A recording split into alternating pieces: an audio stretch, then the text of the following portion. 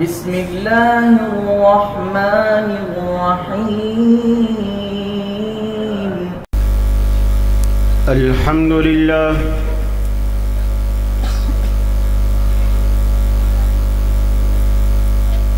الحمد لله حمدا كثيرا كما أمر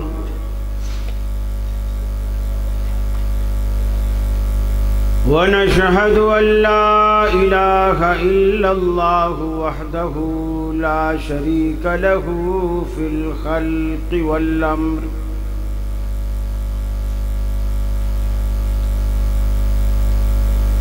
ونشهد أن سيدنا وسندنا محمدا عبده ورسوله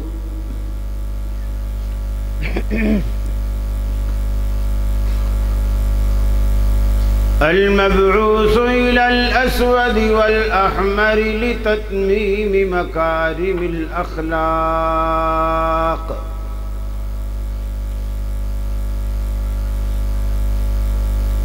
لا يخلق نبي ولا رسول بعده ولا أمة بعد أمته ولا شريعة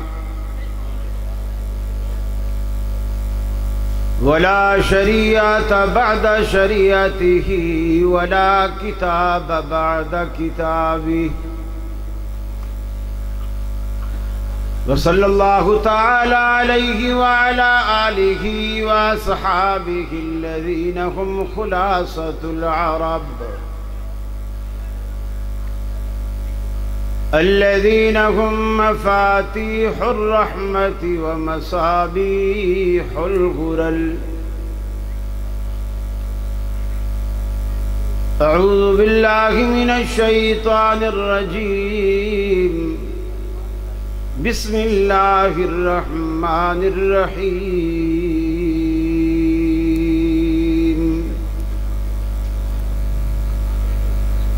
أولئك الذين امتحن الله قلوبهم للتقوى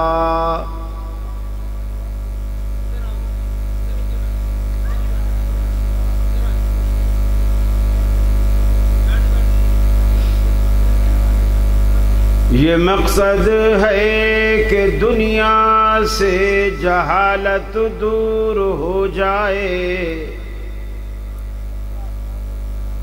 کلام اللہ سے مومن کا دل پر نور ہو جائے۔ یا الہی جب تک کہ میرے جسم میں جان رہے، تجھ پہ صدقے تیرے محبوب پہ قربان رہے۔ میں رہوں یا نہ رہوں پر دل کی ہے یہ دعا، دین احمد اور عزت قرآن رہے۔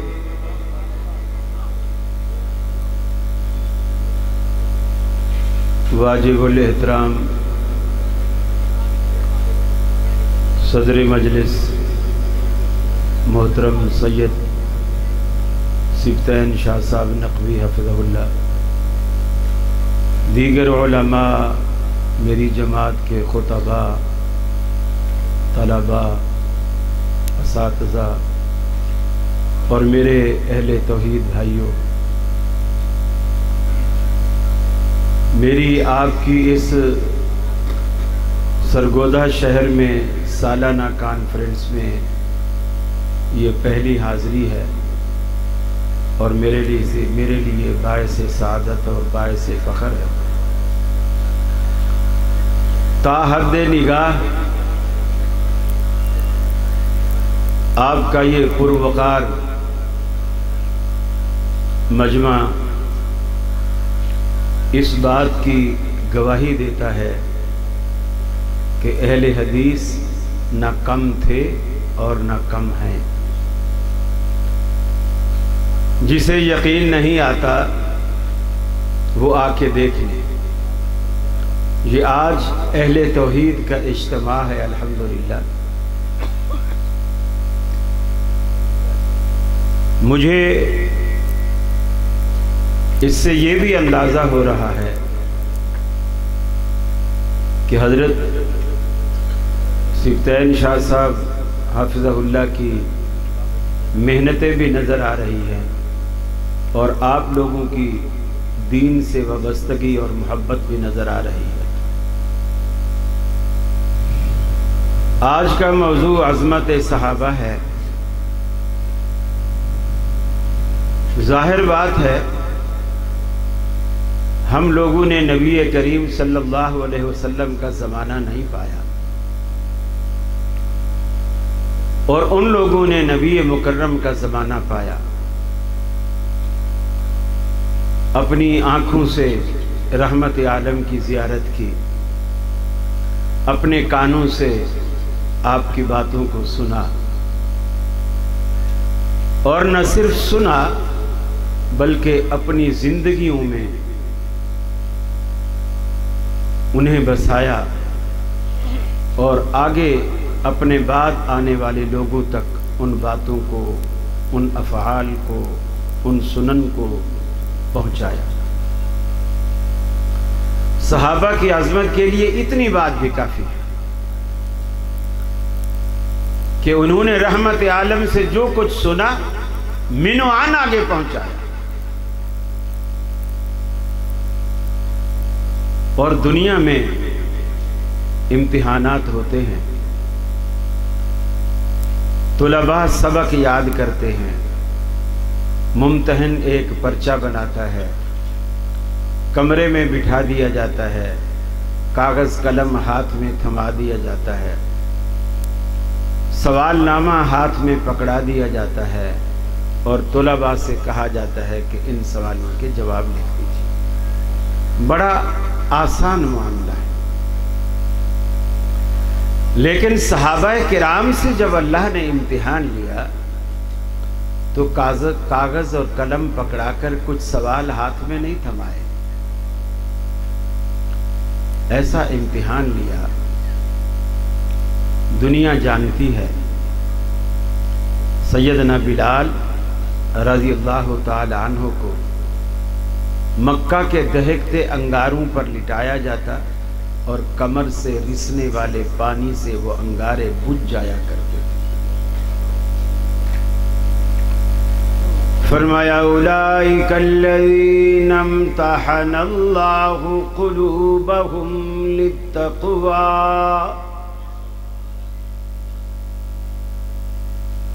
اللہ رب العالمین نے صحابہ کرام کے دلوں کا امتحان لیا۔ سمیہ کو 2 اونٹوں کے درمیان باندھ کر ایک ہاتھ ایک بازو ایک اونٹ کے ساتھ، دوسرا ہاتھ دوسرا بازو دوسرے اونٹ کے ساتھ، ان دونوں اونٹوں کو مخالف سمت میں دوڑا کر جسم کے 2 لخت کر دیے، 2 ٹکڑے کر دیا جسم کو۔ امتحن اللہ قلوبہم للتقوی، اللہ رب العالمین نے امتحان لیا۔ سیدنا خبیب رضی اللہ تعالی عنہ کو سولی پر چڑھایا۔ اللہ رب العالمین نے صحابہ کرام کا کس طرح امتحان لیا، ایک ایک اللہ اکبر لفظ کہنے کی صحابہ کرام کو قیمت ادا کرنی پڑتی۔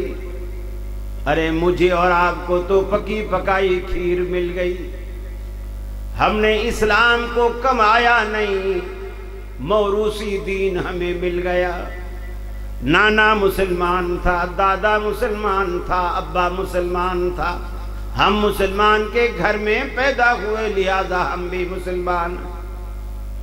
ایک ایک کلمے کی قیمت صحابہ کرام کو ادا کرنی پڑتی، ایک ایک جملے کی قیمت ادا کرنی پڑتی، جبھی صحابہ کرام کو دین کی قدر تھی، ہمیں وہ قدر نہیں۔ بن مانگے دین مل گیا، بن مانگے اسلام مل گیا، بن مانگے قرآن مل گیا۔ اللہ رب العالمین نے صحابہ کرام کو آزمائش کی چکی میں ایسا پیسا، لیکن وہ بھی بالکل کندن بن کر نکلے۔ سونے کو جس بھٹی میں مرضی ڈال دو، سونا سونا ہی رہتا ہے، کبھی رنگ نہیں بدلتا، کبھی ڈھنگ نہیں بدلتا۔ ساری کی ساری بھٹیوں سے گزرنے اور نکلنے کے بعد بھی کندن بن کر سامنے آتا ہے۔ صحابہ کرام کی زندگیوں کا بھی یہی عالم تھا۔ نبی مکرم صلی اللہ علیہ وسلم کی بات پر کٹ مرنے والے، ایک ایک بات پر عمل کرنے والے، بڑی محبت سے آپ کی باتوں کو سننے والے۔ اللہ رب العالمین بھی آپ کی لاج رکھتا، صحابہ کرام کی لاج رکھتا۔ ایک نابینا عبداللہ بن ام مکتوم رضی اللہ تعالی عنہ اللہ کے نبی کی خدمت میں حاضر ہوتے ہیں۔ آپ کے پاس چند سرداران قریش بیٹھے ہیں۔ نابینا آپ کی آواز کو سن کے مسجد میں داخل ہوتا ہے۔ اللہ کے حبیب نے سوچا یہ تو مسلمان ہے، یہ تو اپنا ہے، اگر سرداران قریش اس کی وجہ سے اٹھ کر چلے گئے تو میری محنت ضائع ہوگی۔ کہا عبداللہ کچھ دیر رک جاؤ، کچھ دیر ٹھہر جاؤ، ابھی تم اس محفل میں نہیں بیٹھو، چلے گئے۔ اللہ رب العالمین نے جبریل امین کو بھیجا، اے جبریل میرے پیغمبر کو، میرے حبیب کو جا کر کے بتلا دو، عبس وتولی ان جاءہ الاعمی وما یدریک لعلہ یزکی۔ اے حبیب آپ نے ماتھے پر بل ڈال لیے، تیوری چڑھا لی، اس لیے کہ آپ کی مجلس میں ایک نابینا آیا ہے۔ آپ کو کیا معلوم وہ کس جذبے، کس محبت اور کس چاہت سے آیا ہے۔ یہ عدلی بد نصیب تو آپ کا وقت برباد کرنے کے لیے آ کر کے بیٹھتے ہیں، وہ تو بڑی محبت سے آیا تھا، آپ نے کیوں منہ پھیرا؟ صحابہ بیان کرتے ہیں کہ اس کے بعد ہم نے دیکھا رحمت عالم کی جناب میں جب بھی عبداللہ بن ام مکتوم حاضر ہوتے، آپ اپنے کندھے سے چادر اتارتے، زمین پہ بچھاتے اور فرماتے عبداللہ یہاں بیٹھو، اللہ رب العالمین نے مجھے تیری تعظیم کرنے کا حکم دیا۔ اللہ رب العالمین صحابہ کرام کی تعظیم رب العالمین بھی کرتا ہے ان کے ایمان کی وجہ سے، ان کے تقوی کی وجہ سے۔ اللہ نے جب صحابہ کرام کے دلوں کا امتحان لیا تو تقوی کے سوا ان کے دلوں میں کچھ نہیں پایا۔ اللہ رب العالمین کا ڈر ان کے اندر موجود ہے۔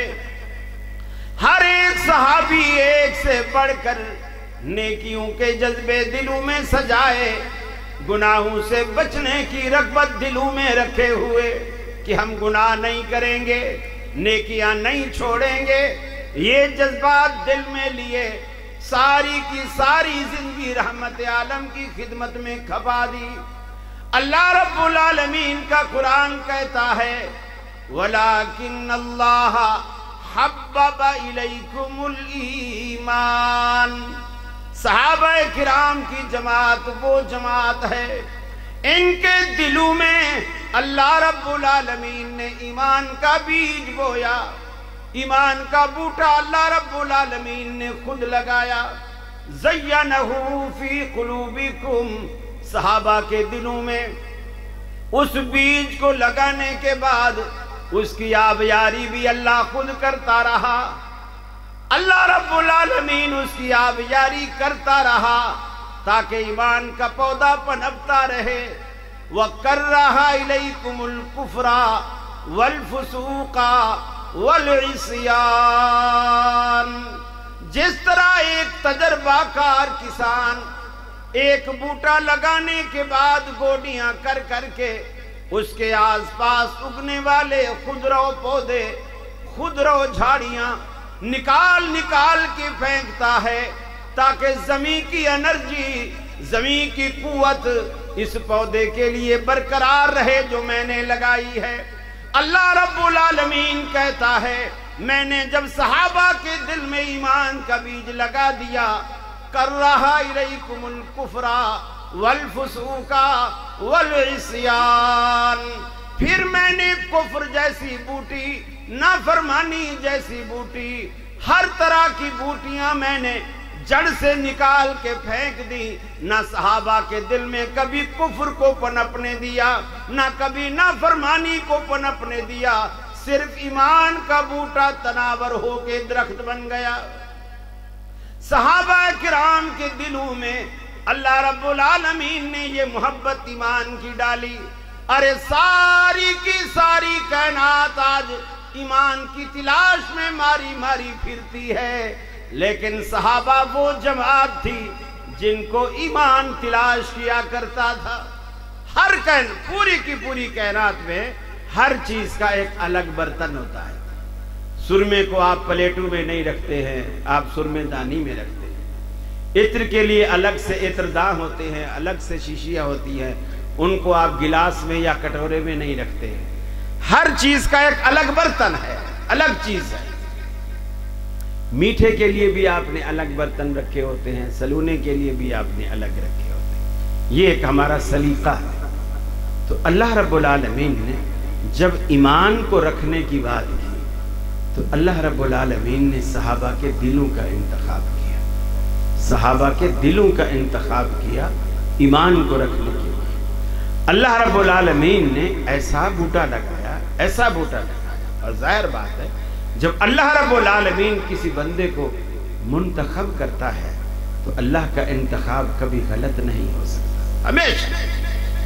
اور دیکھیں نبی کریم صلی اللہ علیہ وسلم گھر میں تشریف لائے، اما عائشہ سوال کرتی اللہ کے رسول مجھے بتلائیے کیا دنیا میں کوئی ایسا شخص بھی ہے، ایسا بھی شخص ہے دنیا میں کہ جس کے دامن میں اتنی نیکیاں ہوں جتنی آسمان کے دامن میں ستارے ہیں،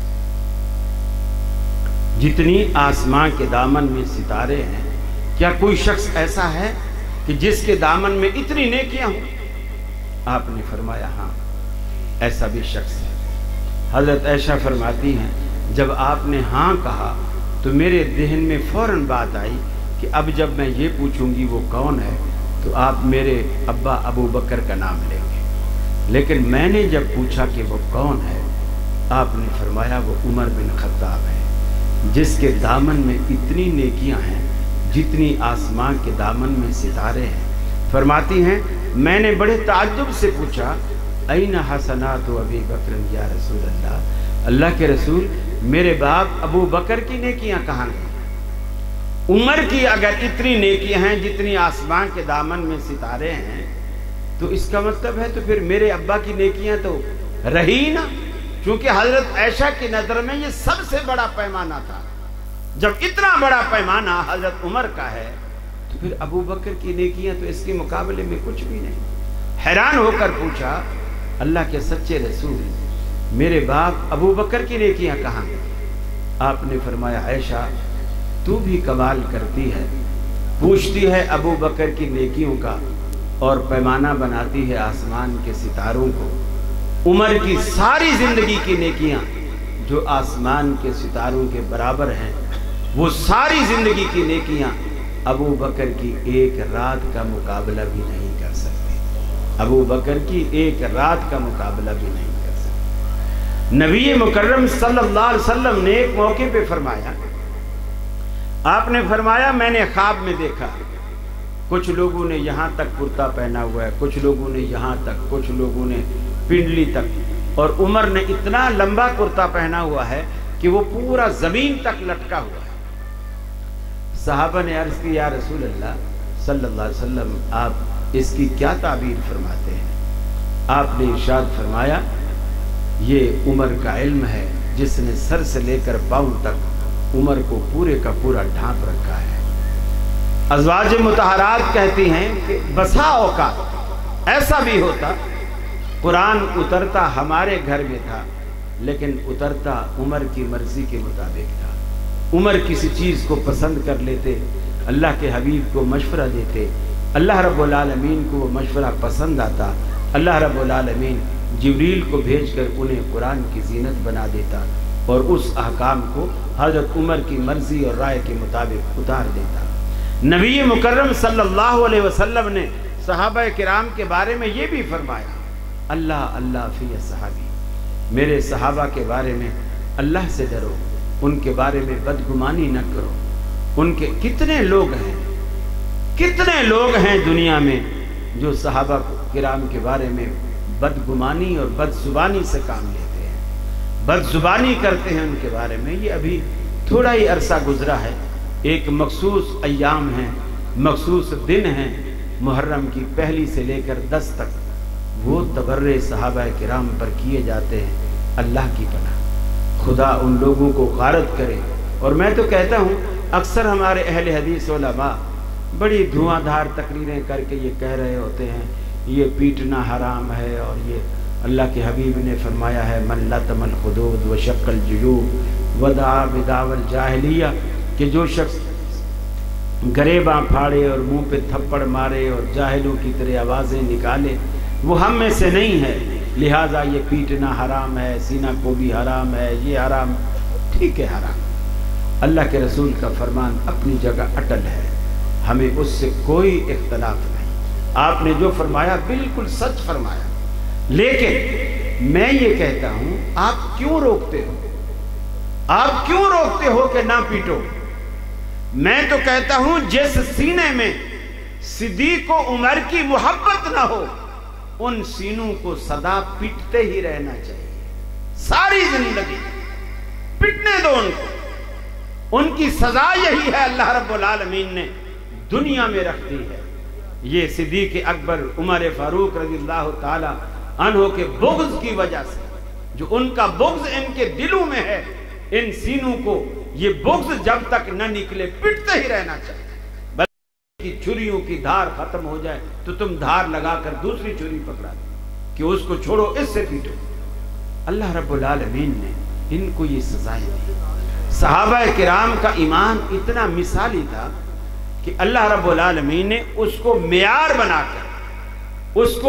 بنا کر اس دور کے یہود و نصارہ سے کہا، فرمایا فَإِنْ آمَنُوا بِمِثْلِ مَا آمَنْتُمْ بِهِ فَقَدْ اهْتَدَوْا، اگر یہ لوگ بھی ایسا ایمان لائے جیسے ابو بکر ایمان لائے، عمر فاروق ایمان لائے، عثمان غنی ایمان لائے، علی المرتضیٰ، طلحہ زبیر ایمان لائے، اگر یہ لوگ بھی ایسے ایمان لے آئے تو پھر یہ مومن ہیں، پھر یہ ایمان والے ہیں، پھر ہم کہیں گے کہ ہدایت پا گئے، یہ ہدایت یافتہ ہیں۔ اللہ رب العالمین نے صحابہ کے ایمان کو معیار بنا کر دنیا کے سامنے پیش کیا۔ ان کے دلوں میں اللہ کی محبت، اللہ کی عظمت، اللہ کی وحدت، اللہ کی توحید کوٹ کوٹ کر بھری ہوئی تھی۔ نبی کریم صلی اللہ علیہ وسلم کی محبت بھی ان کے دلوں میں کوٹ کوٹ کر بھری ہوئی ہے۔ ایک ایک بات پر، ایک ایک اشارے پر، اللہ کے رسول کی ایک ایک بات پر کٹ مرنے والے، جان قربان کر دینے والے، رحمت عالم صلی اللہ علیہ وسلم خطبہ دے رہے ہیں، خطبے میں فرماتے ہیں بیٹھ جاؤ بیٹھ جاؤ۔ عبداللہ بن مسعود رضی اللہ تعالی عنہ مسجد کے دروازے کی دہلیز پار کر رہے ہیں، سنا کہ بیٹھ جاؤ، وہیں بیٹھ گئے، اس لیے کہ اللہ کے رسول کا حکم آ گیا ہے کہ بیٹھ جاؤ، وہیں بیٹھ گئے، ایک قدم بھی آگے نہ نکلے، ایک قدم نہیں۔ اور صحابہ کرام کی جو سب سے بڑی خوبی تھی وہ یہ تھی کہ دین کی جو اساس ہیں دو باتیں، ایک اللہ کی توحید اور ایک رسول اکرم صلی اللہ علیہ وسلم کی سنت سے پیار، یہ دو باتیں صحابہ کرام کے اندر کوٹ کوٹ کر تھی۔ کوئی صحابی ایسا نہیں تھا جس کے دل میں तौहीद के बारे में कोई रैब हो, कोई शक हो, हरगिज़ पुख्ता ईमान अल्लाह रब्बुल आलमीन की ज़ात पर। बल्कि अगर किसी को देखते कि वो लोग तौहीद में शक कर रहे हैं, फौरन हजरत उमर की तलवार बेनियाम हो जाती। अल्लाह के रसूल इजाजत दे, मैं इस मुनाफिक की गर्दन उड़ा दूं, हर वक्त तैयार रहे। ये दो बातें सहाबा किराम के दिलों में कूट कूट कर भरी हुई थी। अल्लाह रब्बुल आलमीन ने हम सबको ये ऐसी जमात जो हमारे असलाफ हैं, ऐसी जमात दी है जो हमारे लिए मिसाल है, नमूना है। हम उनको देखकर, उनकी जिंदगियों को देखकर अपनी जिंदगियों को रसूल अकरम सल्लल्लाहु अलैहि वसल्लम की 23 साल दौर नबूवत की जिंदगी के कालिब में ढालने की हम कोशिश कर सकते हैं। और सहाबा किराम को अल्लाह ने ऐसी मिसाल बनाया कि तुम ये कहते हो कि नबी की सुन्नतों पे अमल नहीं हो सकता, सहाबा ने करके दिखाया हो सकता है। जो भी चीज है, तरावी का मसला है, रफुल यदैन का मसला है, आमीन का मसला है, जो चीज सहाबा किराम नबी रहमत को देखते थे। हजरत अब्दुल्ला बिन जुबैर मस्जिद नबवी में खड़े हैं, नमाज पढ़ाते हैं, इमामत फरमाते हैं।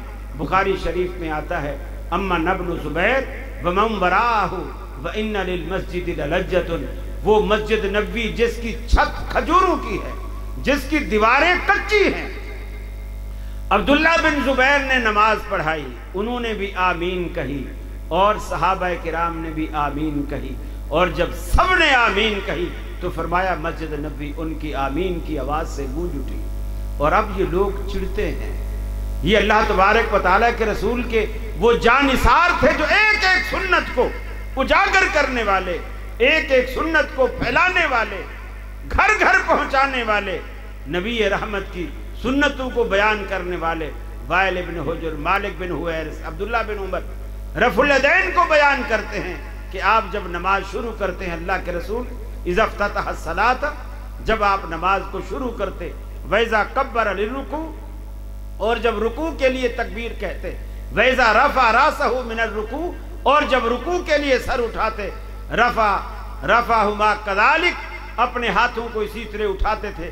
बाज़ रिवायात में हज़्वा मनकिब है, बाज़ रिवायत में हफ़्ज़ा शहमत उज़न है, कानों की रूह के बराबर तक उठाते थे। अब ये सहाबा बयान करते हैं।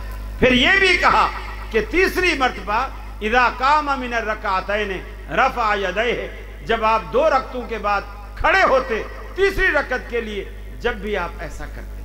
सहाबा किराम नबी की पूरी जिंदगी को महफूज किए हुए, एक एक अदा महफूज किए हुए हैं कि आप नमाज कैसे शुरू करते, हाथ कैसे बांधते। वज़ा यदहुल युमना अला यदिहिल युसरा अला सदरिही, आप दायां हाथ बाएं के ऊपर रखते, फिर दोनों को पकड़कर आप सीने पर रखते। और वैसे भी देखा जाए, किसी की मोहब्बत और याद का मरकज, सरगोदा वालों दयानतदारी से बताओ, दिल होता है या पेट होता है? जरा बोले। दिल होता है। और कराची वालों का दिल तो सीने में है, सरगोदे वालों का आप बता दीजिए। किसी का दिल पेट में होता है? नहीं। और अल्लाह को पेट थाम कर याद करने से दिल थाम कर याद करना बेहतर है। दिल थाम कर अल्लाह रब्बुल आलमीन को याद किया जाना चाहिए। पेट थाम कर तो सभी याद करते हैं। हम दफ्तर जाते हैं, ऑफिस जाते हैं, फैक्ट्री जाते हैं, खेत में जाते हैं, जमीन में जाते हैं, जहां भी जाते हैं पेट के लिए जाते हैं। अब मस्जिद में आया है 10 मिनट, 12 मिनट, 15 मिनट, 20 मिनट के लिए, अब तो पेट को छोड़ दे, वही सबके पेट भरने वाला है, इंशाअल्लाह आपके भी पेट भरेगा। तो सहाबा किराम ने नबी मुकर्रम की एक एक सुन्नत को जिंदा रखा, एक एक सुन्नत को। ये सहाबा किराम की अजमत है, किसी चीज को मामूली नहीं जाना। हत्ता कि अब्दुल्ला बिन उमर रज़ियल्लाहु ताला अन्हु सफर में जाते हैं, और सफर में जाते जाते रास्ते में कोई ऐसी जगह आती है जहां अल्लाह के रसूल कुछ देर ठहरे थे, कुछ देर बैठे थे। वो वहां जाकर उतनी देर ठहरते हैं, उतनी देर बैठते हैं। क्यों? कि मेरे महबूब मोहम्मद रसूलुल्लाह सल्लल्लाहु अलैहि वसल्लम बैठे थे। हजरत उमर आते हैं और आकर के बैतुल्लाह का तवाफ शुरू करते हैं। हजर अस्वद को बोसा लेने का वक्त आया, बोसा देने से पहले रुक गए। اور رک کر کہا اے حجر اسود میری نظر میں تو ایک پتھر ہے اور پتھر سے زیادہ تیری کوئی حیثیت نہیں، نہ تو نفع دے سکتا ہے نہ تو نقصان دے سکتا ہے۔ اللہ کی قسم اگر میں نے اپنے محبوب محمد رسول اللہ صلی اللہ علیہ وسلم کو نہ دیکھا ہوتا کہ وہ تجھے بوسہ دیتے ہیں، میں تجھے کبھی بوسہ نہ دیتا۔ میرا یہ بوسہ دینا صرف اس وجہ سے ہے کہ میرا محبوب تجھے بوسہ دیتا تھا، میں تیری کسی تقدس کی وجہ سے یا تیری کسی اہمیت کی وجہ سے تجھے بوسہ نہیں دیتا، نبی مکرم کی سنت کی اہمیت کی وجہ سے۔ یہ باتیں صحابہ کرام نے ہمیں بتلائیں اور سکھلائیں کہ دین جو اصل نام ہے وہ اللہ رب العالمین کی توحید کا اور محمد الرسول اللہ صلی اللہ علیہ وسلم کی سنت کا نام ہے، اور یہ بات ہم نے صحابہ کرام سے سیکھی۔ یہی دو باتیں ہیں اور اسی پر سارے دین کی اساس کہ بندگی اللہ کی، طریقہ محمد الرسول اللہ صلی اللہ علیہ وسلم کا۔ جیسا کہ محترم شاہ صاحب فرما رہے تھے کہ دنیا کا کوئی موقع، کوئی جگہ، کوئی وقت، کوئی لمحہ ایسا نہیں کہ اللہ رب العالمین اس کائنات سے غافل ہو۔ وہ ہمہ وقت، ہر وقت آپ کی پکار کو، آپ کی دعاؤں کو سنتا ہے۔ حتیٰ کہ یونس علیہ السلام نے اندھیروں میں جا کر اپنے رب کو پکارا تو رب العالمین اس کی پکار سے بھی غافل نہیں تھا۔ فرمایا وَظَنُّونِ ذَهَبَ مُغَاضِبًا فَظَنَّ أَن لَّن نَّقْدِرَ عَلَيْهِ فَنَادَىٰ فِي الظُّلُمَاتِ أَن لَّا إِلَٰهَ إِلَّا أَنتَ سُبْحَانَكَ إِنِّي كُنتُ مِنَ الظَّالِمِينَ۔ فرمایا ذرا مچھلی والے کا حال بھی سنو، جب گھر سے ناراض ہو کر کے وہ چل پڑا، وہ یہ سمجھا کہ ہم شاید اسے روک نہیں پائیں گے، وہ پار لگ جائے گا، لیکن رب العالمین فیصلہ کر چکا تھا۔ رب العالمین کے فیصلے کے مطابق اسے دریا میں ڈالا گیا، مچھلی نے لقمہ بنایا، مچھلی کے پیٹ میں پہنچ گیا۔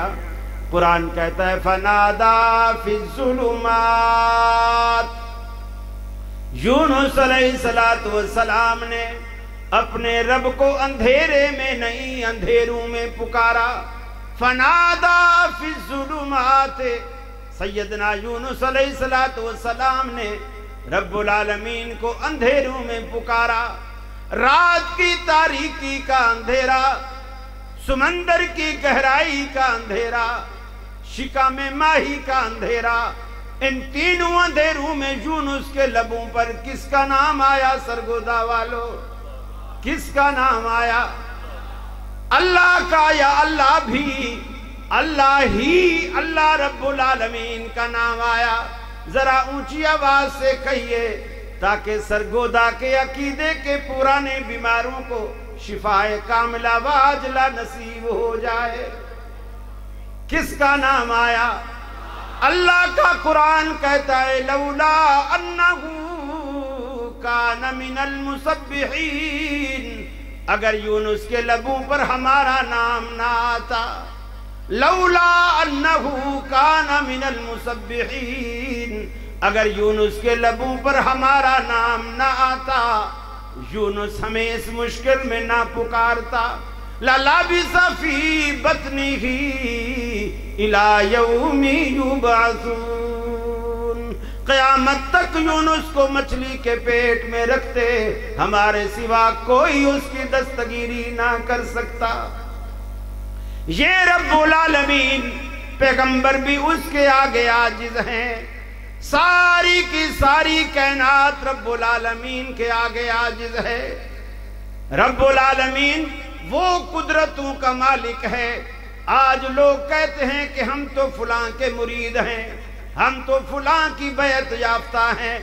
اللہ رب العالمین کے ہاں عدالت لگے گی، اللہ حساب و کتاب لے رہا ہوگا، ہمارے حضرت جی کھڑے ہوں گے، نعوذ باللہ، اللہ کو اشارہ کریں گے، اللہ کہے گا چلو جانے دو، یہ اس کا مرید ہے۔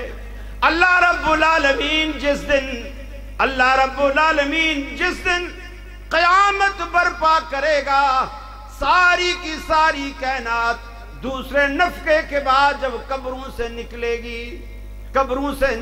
گی، اللہ کو جب تک منظور ہوگا، سارے کے سارے لوگ، ساری کی ساری کائنات حساب و کتاب کے انتظار میں کھڑی رہے گی۔ کسی کو جرت نہ ہوگی کہ اللہ کو کہہ سکے اللہ تو حساب کیوں نہیں لیتا۔ ساری کی ساری کائنات مجبور کھڑی ہوگی، کسی کو جرت بھی نہ ہوگی۔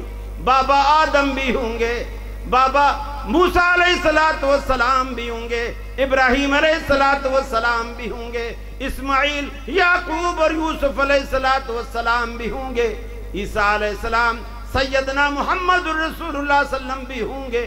ساری کی ساری کائنات کھڑی ہے۔ آج کائنات کا مالک اس کائنات سے ناراض ہے، حساب نہیں لیتا۔ ساری دنیا منتظر کھڑی ہے، حساب نہیں لیتا، اللہ ناراض ہے۔ سارے انبیاء کے پاس یہ کائنات جائے گی، ایک ایک کے پاس۔ اللہ سے کہو کہ حساب کتاب شروع کرے۔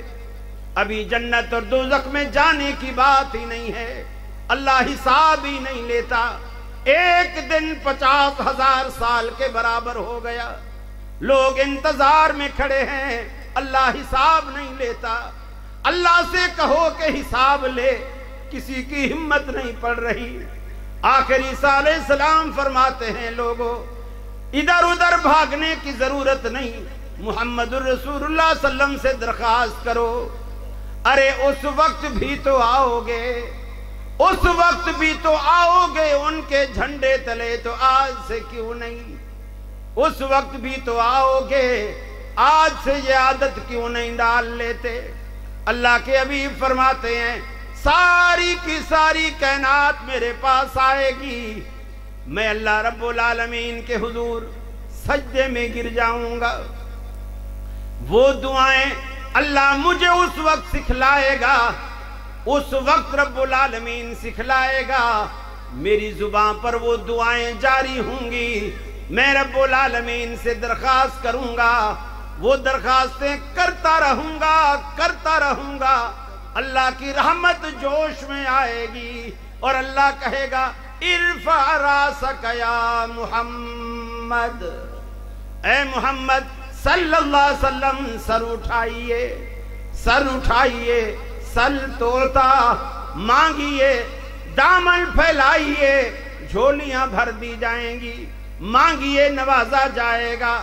اللہ کے حبیب سے کہا جائے گا اللہ کے رسول آج مانگیے، اس لیے کہ پوری کی پوری کائنات میں، اس بھری کائنات میں آپ سے بہتر مانگنے والا کوئی نہیں اور مجھ سے بہتر دینے والا کوئی نہیں۔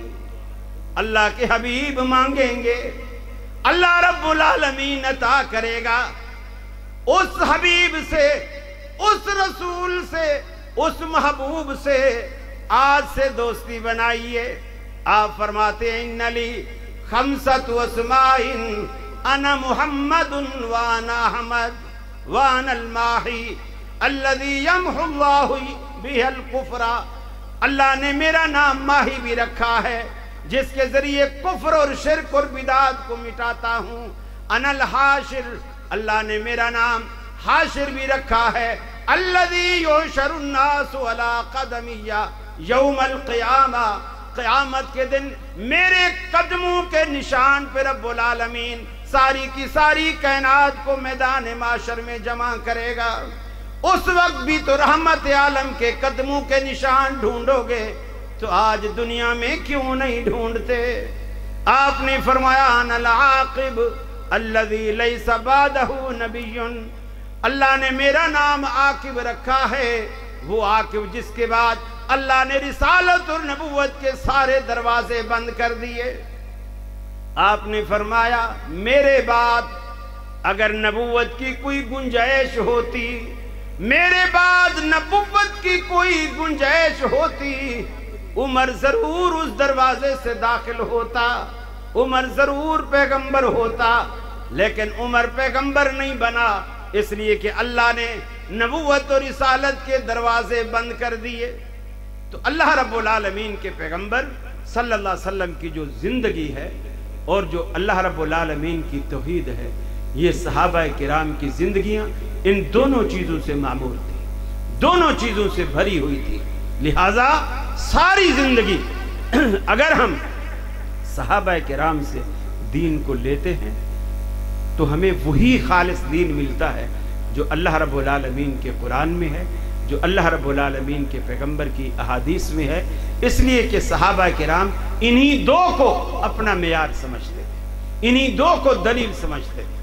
صحابہ کے بڑے بڑے اختلاف بھی انہی دو باتوں پہ ختم ہوتے ہیں، حتیٰ کہ صحابہ کرام کا نبی مکرم کے رخصت ہونے کے بعد جو سب سے پہلا اور سب سے بڑا اختلاف ہوا وہ یہ اختلاف ہوا کہ عمر تلوار نکال کر مسجد نبوی میں کھڑے ہو گئے کہ خبردار اگر کسی نے کہا کہ اللہ کے رسول فوت ہو گئے ہیں تو میں اس کی گردن مار دوں گا۔ یہ ایک بڑی عجیب بات تھی جو اللہ تبارک و تعالیٰ کے رسول صلی اللہ علیہ وسلم نے فرمائی، حضرت عمر نے فرمائی کہ اگر کسی نے کہا کہ اللہ کے رسول فوت ہو گئے تو میں گردن مار دوں گا۔ سارے صحابہ خاموش بیٹھے ہیں، حضرت عمر تلوار لے کے کھڑے ہیں، ابو بکر صدیق آتے ہیں، پہلے حجرہ اقدس میں جاتے ہیں، چہرہ انور سے چادر ہٹاتے ہیں، پیشانی کا بوسہ لیتے ہیں، پھر مسجد میں آتے ہیں اور مسجد میں آ کر ممبر پہ چڑھ جاتے ہیں، عمر فاروق کی کوئی پرواہ نہیں کرتے ہیں،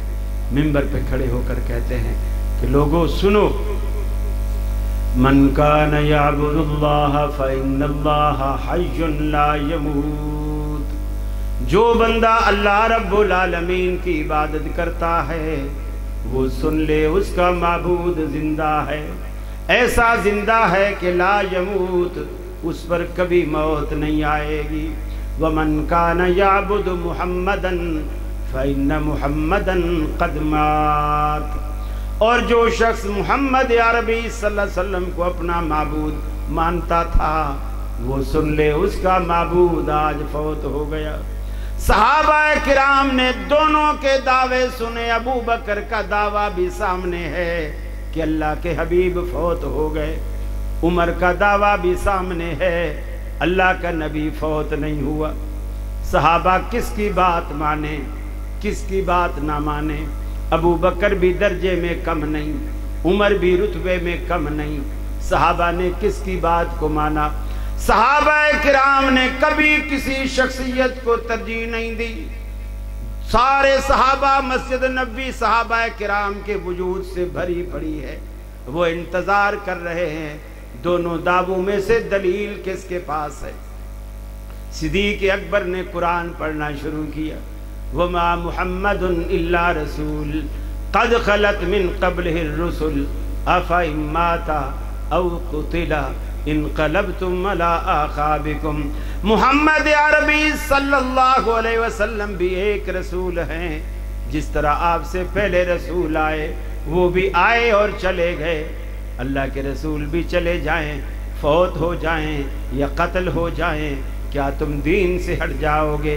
پھر فرمایا انک میت وانہم میتون، اللہ کا قرآن کہتا ہے حبیب آپ بھی مرنے والے ہیں، اور یہ جو بے ایمان بدبخت دن رات آپ کی موت کی دعائیں کرتے ہیں یہ بھی مرنے والے ہیں۔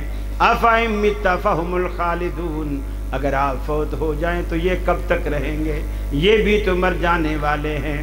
یہ دلائل کے انبار لگائے تو صحابہ کہتے ہیں کہ ہمیں بات سمجھ میں آ گئی، حضرت عمر کی بے نیام تلوار بھی نیام میں چلی گئی، ان کو بھی مسئلہ سمجھ آ گیا۔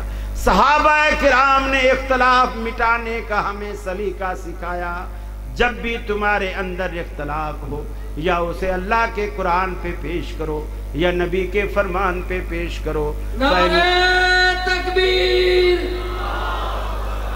شان مصطفیٰ، عظمت مصطفیٰ، مسلک حق، مسلک اہل حدیث، اہل حدیث کے دو اصول، عظمت صحابہ۔